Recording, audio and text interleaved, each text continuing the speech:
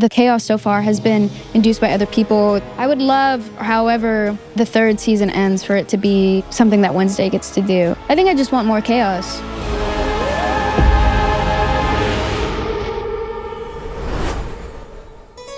Hello, I'm Caitlin Riley, and we have made it to the final episode of the Wednesday Season 2 official WOCast. I know, tragic. To break it all down, I've got 3 incredibly special guests. First, Owen Painter, Isaac Knight, our undead king. Then we will be joined by Morticia Addams herself, the stunning Catherine Zeta-Jones. And our final guest of the season, Jenna Ortega, is back.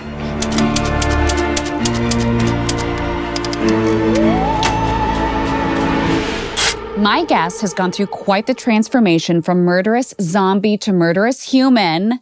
It's Owen Painter. Owen, thank you for being here today. Great to be here. Now, you have quite a task this season. You start out as basically a pet zombie, and then you turn out to be an evil genius. Now, did the show creators share that plot twist with you going into the season? Was that a part of your knowledge with the audition process? What was going on there? They shared it with me before we started filming. There was a good amount of time where I didn't know what I was going to be up to in between getting the part and starting up. I found out that the character name was Slurp or something like that, and I spent like 2 months after that wondering what Slurp was. Oh, you know? my gosh. Like, where is this going? Yeah. Who am I going to be? Just like walking around my apartment, just trying to embody Slurp. Imagining being wet or something. Yeah. Yeah. But yeah, we had a meeting. God, it must have been like my first week in town or something where they laid it out for me and they told me that I couldn't tell anybody. So I was keeping that secret for a while. I swear, if even one of my bees is missing, I'm telling when...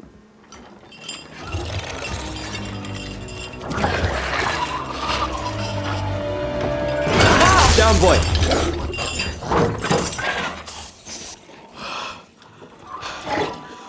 What is that? The coolest thing ever. Now we have a pet and a best friend. Slurp goes through a reverse decomposition process. You know, you kind of start out as this disgusting, decomposed zombie, and then you fully regenerate into a human mad genius. What was the prosthetic and makeup process like? Long, I bet. Like, how many hours are we talking? Oh man, it was in the beginning. I think we had a couple days where it was like 10 hours or something before we started filming. Yeah. Wow.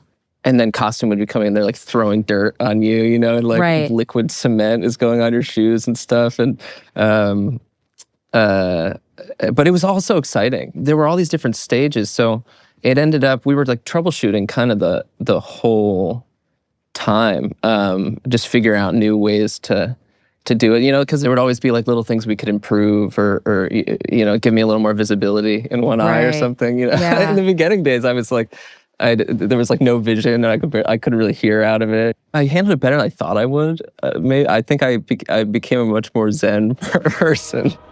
Cute. Imagine my surprise when I saw my right hand wandering the halls of Willow Hill without me. And a Da Vinci is nothing without his right hand. Now, one of the biggest reveals is that Thing is actually Isaac's amputated hand, which blew my mind. How did you feel when you found out that twist? And how do you hope the fans will react? I hope we catch them by surprise on that one. It caught me by surprise, I'll tell you right now. We worked pretty hard on making sure that was a visible part of the performance throughout without leading the witness too much on it, you know? Right, yeah, I was gonna ask, because there's a part in the reveal where Thing is attached to you. It's your hands, but you're having your performance, but Thing is having his performance. Yeah. I remember I worked on it for a really long time. Like, you know, just I would be like, when I would make coffee in the morning, you know, like crawling or whatever. And then I think I showed up on the first day we were doing it, and Victor, who plays Thing, was just immediate like, no, that's not how you do it. No like, way. And it was a lot more specific than I had anticipated. That's fascinating. That guy knows what he's doing. Now I am complete.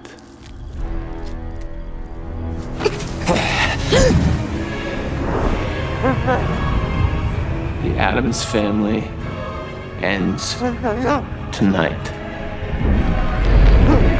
Starting with you. So when Isaac and Thing reunite, Isaac gets his sort of Da Vinci powers back. How did you go into playing that physicality? God, the day where we shot that with the rebuilding the sequence, lab yeah. and everything, that was like one of my biggest kid in a candy shop moments. I with this. bet. I mean, if it, So many different elements. yeah, and the scale of it is so gigantic, And we did. They had set it up so that like the whole room was on tracks and it was all practical. Wow. So, I got you show up to set and then every time you move your hand, there's somebody like sliding That the is entire so room cool. I love where that. you pointed, so that kind of became, it was like a dance or something. It's all still here. Good. How are we gonna put this junk back together? We are not. I am. So this whole season culminates in this big showdown. The Addams family, Isaac, Francois, Tyler.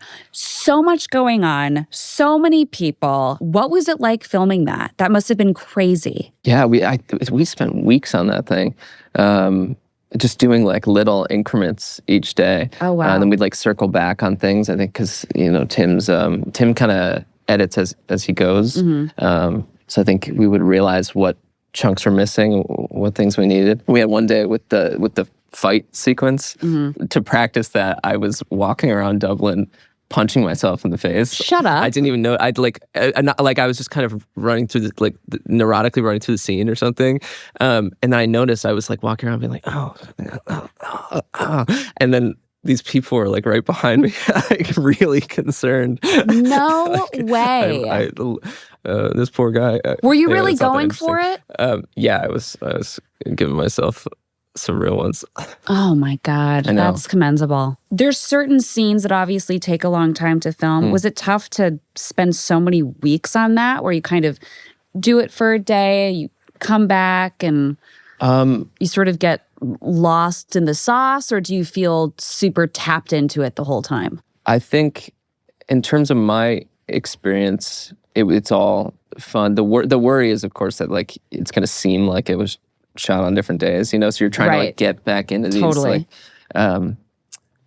spaces. But a lot of it was like technical experimentation. So one day I showed up and they just handed me the camera like out of nowhere, and it was on this little like GoPro style rig. They basically just said like, "Oh, you're going to beat yourself up with this today," Was That's doing a the good job GoPro telling on the your story. hands? It's like you're holding it like a mallet, and then you're trying not to break the tens of thousands of dollars of equipment when you hit yourself, but you're trying to sell the punch. The fact that you're and so, hitting yourself. So you're just like floundering in front of everybody, like going, oh. That must have been really It's embarrassing like for you on camera set. rig. Were you embarrassed? When am I not? Thing, we know you're still in there. Come back to us, Thing. We love you. We're your family. This was never part of your family. It's a part of me. Now, one of my favorite character actresses in the world, Frances O'Connor, she plays your sister. I wanted to know what it was like working with her. Yeah, it was incredible. I mean, I spent a good portion of the beginning of the shoot kind of walking around by myself in prosthetics, and feeling like a diving bell in the butterfly jar or something, like Yes. seeing through tubes. And then halfway through, Frances came in, we had a scene together, and it just like lit up the character for me. Oh, really? Like I just felt the second we started doing things together, such a sense of discovery and fun too. She's just like a hoot. Yeah, on she's set. So, amazing. she's like all he has, Mhm. and I think when you put that kind of pressure on like a relationship in your life, it can take a lot of forms that it maybe aren't appropriate, So there's like, in a way, like she's like his mother, the sister, best buddy, all He of needs these things therapy. that like, yeah. He needs therapy and maybe like a good night out with the girls. I know. Yeah. I would love to see that. I would Season too. 3. I Go to would Nashville, definitely as well. ride one of the bikes. Isaac's day out. Yeah. Yeah. A little tricycle. He deserves it. Yeah, he deserves it. Tightly wound, that Yeah. guy. Yeah. Owen, thank you so much Thank for you. speaking with me. My pleasure. And thank you so much for being here. Okay, so I've been practicing my Raven powers every day, and I think I have managed to get this crystal ball thing to work. So what I'm going to attempt to do is go back in time and visit Catherine Zeta-Jones in London.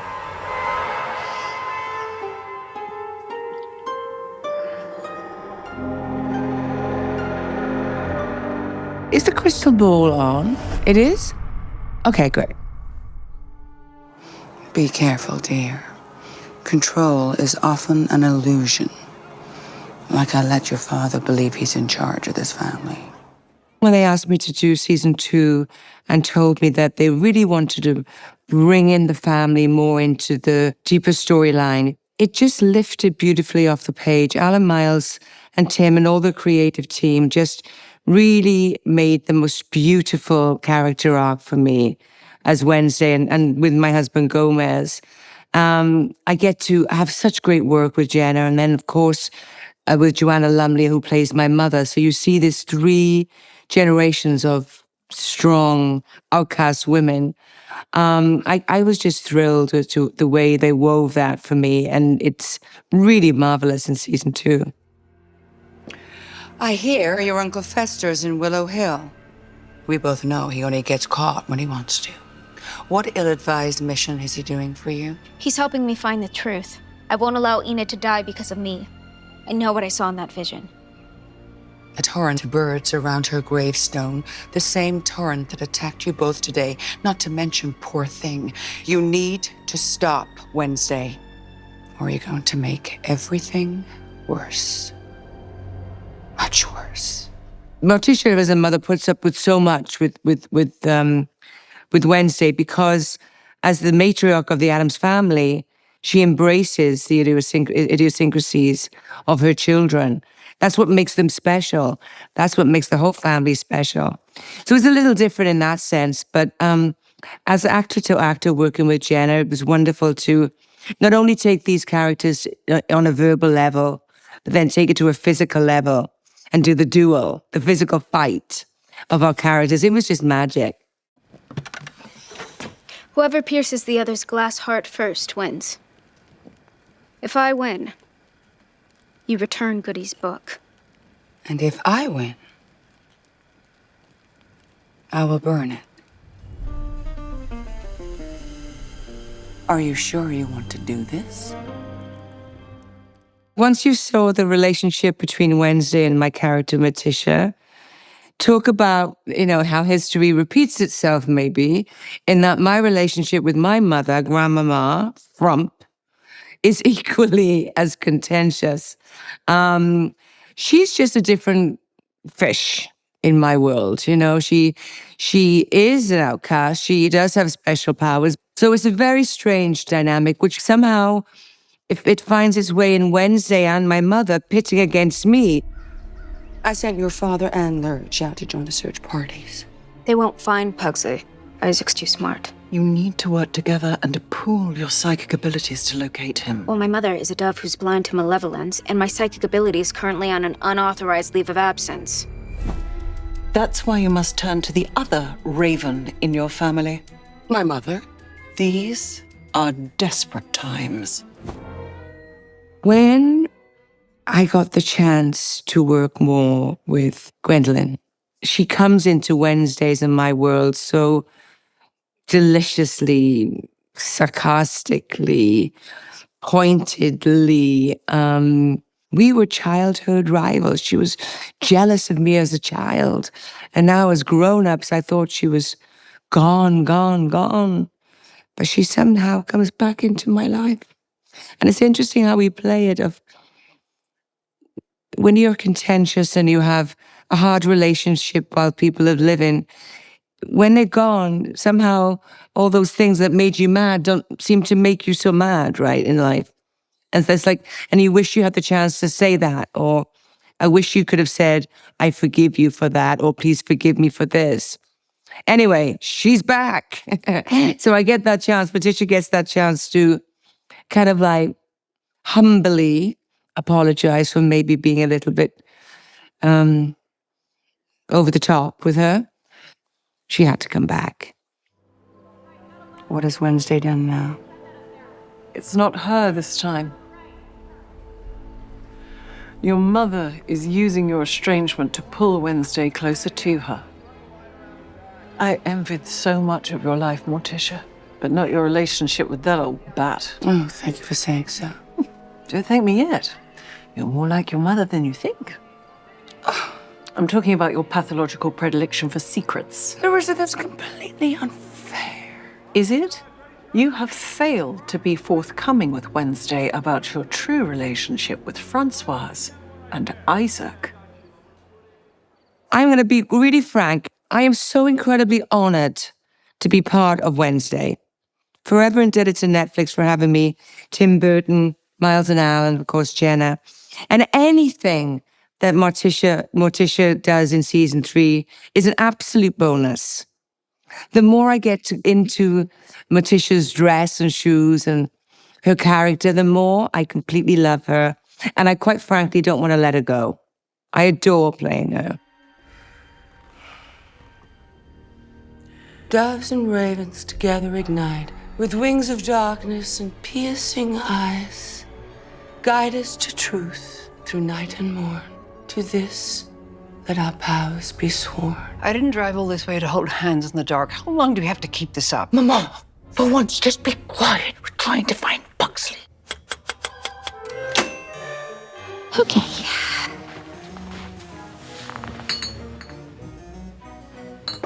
What is button? What?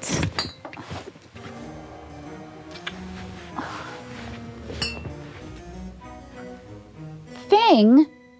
Are you drinking? Again? We gotta talk about this. This is a problem. Thing, it's a problem. I mean, at least clean up after yourself. Joining me once again is the Raven of Nevermore herself, Miss Jenna Ortega. How are you? I'm good. How are Amazing. you? I'm amazing. It's good to see you again. So the ending, so many twists, so many reveals, so many turns. What was your reaction when you first read this in the script? Oh, I was so excited. I mean, 7 and 8 are both really big episodes, but 8 is it's kind of like a two-hander finale. But 8 is kind of where the meteor stories happen with Slurp or Isaac, and Hunter's back, and Pugsley is in danger, and this time I don't want him to die. So there was kind of some complicated things for the family, which is nice. And I love whenever the entire family can get together. So I think it was just everything about it was very satisfying. And that clock tower that we're in the finale is so graphic and perfectly Tim. It felt like Tim was having so much fun shooting. And the way that he talked about it, it was just all very static and cool and almost comic book-like, which I really enjoyed. And it was nice to see him kind of thrive in that set. Yeah, that must have been so wild to film. I heard it took like a few weeks or something like that. Yeah, it was a few weeks. Very complicated. People are covered in soot, and there's, we had pyro guys working on it the entire time because it's falling apart. So, I swing an axe at something and there's sparks everywhere. There's sparks flying in the back. There was a ton of lighting cues. I really remember having a ball shooting the scene where I'm getting buried in the ground by Isaac because I was up in the air and I had to contort my body in a way that I was flat like a pancake. Yeah. And then I slowly had to drop my legs and arms at the same time so it looked like I was coming down seamlessly, but I couldn't go high enough because some sort of safety issue, and then the camera could still see me. So it was just very awkward, but I just remember having so much fun just being hung up in the air all day. It looked uncomfortable on your back. No, I kind of liked it. And then you're not supposed to, but in between takes, I got to just sit on the crane, and the key grip Doc just pulled it up and let me hang out there, which was really cool. And then also I love it when Tim gets to be interactive. So when I was buried in the ground, he did all the sticks and dirt himself. Oh my God. He just came over with the bag and the twigs and was like, okay, close your eyes and don't breathe. And just covered me, which was really, really fun. And you could tell he was enjoying it too. We maybe did that for a little too long. But all the twigs around my face were perfectly placed. Because of you, I lost the only person I ever truly loved. Isaac! Isaac! It's over! Let my daughter go! Sorry, old friend. Now you two will know what real pain feels like. One more step, and I snap her neck! Owen Painter, who is sort of the big bad villain this season. He is such an incredible new character. What was it like working with him? It was great working with Owen. Poor guy was way down by those prosthetics. Oh, yeah. A majority of the season. I don't think he could see. I think he could barely breathe. And it's hard to not really have dialogue and pretend like you're eating people that, again, you cannot see.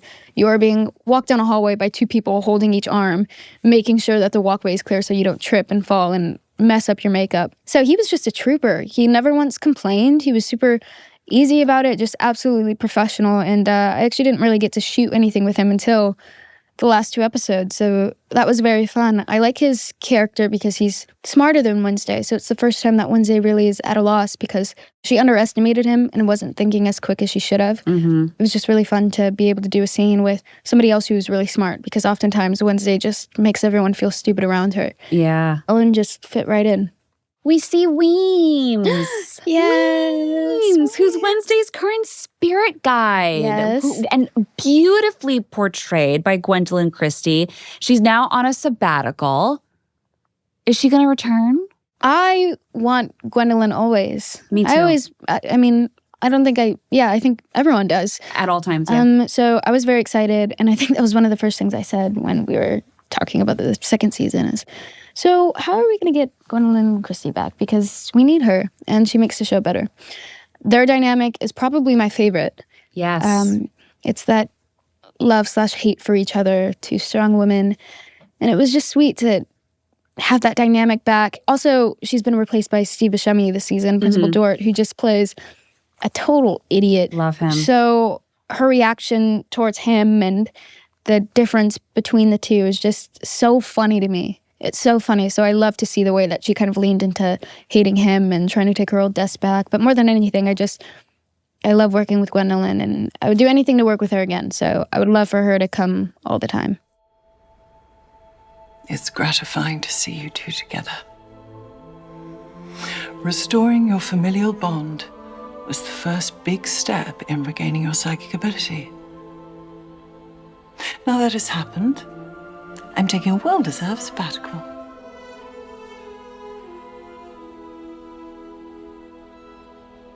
Whoever thought that the person to keep my spirit alive would be you?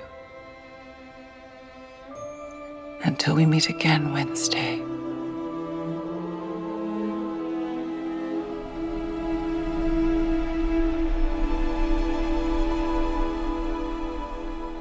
Now, is there anything you can tease or tell us about what the future holds for Miss Wednesday Addams? I have no idea what's in store for Wednesday, but I really want her to be able to, I kind of find that the chaos so far has been induced by other people. The first season, it was the Ghost Pilgrim, super casual, Joseph Crackstone, and then this season was kind of the Knights blowing the tower up for the second time. So I would love for however the third season ends for it to be something that Wednesday gets to do. I just want more chaos.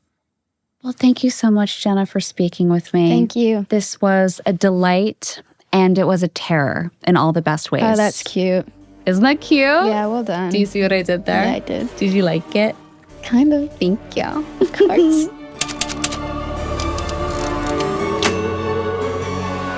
All right. Wow. What a ride. We had murderous hides, a reanimated zombie villain, a werewolf/Gorgon love triangle, and a Venetian ball. What more could a girl ask for? Honestly, this season of Wednesday had everything. And I have a feeling that our girl's just getting started. Go. And one final time, thank you so much for joining me on the Wednesday Season 2 official WOCast. Hello?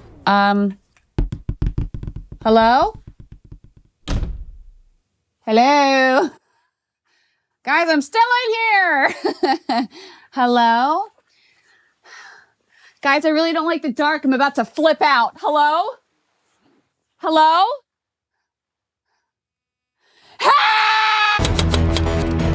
Thank you for joining me over the last 8 episodes of the Wednesday Season 2 official WOCast. It's been terrifying. I'm your host, Caitlin Riley, and this has been a Listen production for Netflix Podcasts. From Listen, the executive producer is Zoe Edwards, and the senior producer is Aidan Seymour Judd, with production from Danielle Jones-Wesley, Tom Koenig, and Flynn Radam. The production manager is Sarah Sharp, and the chief content officer is Darby Doris. From Netflix, the executive producers are Robert Summer and David Markowitz, with production from Catherine Hugh, Erica Brady, Aaron Schmalfeld, Keely Flaherty, and Anna Page Naden. You can catch all episodes of this series on Spotify, Apple Podcasts, YouTube, Tudum, or anywhere else you can dig up podcasts.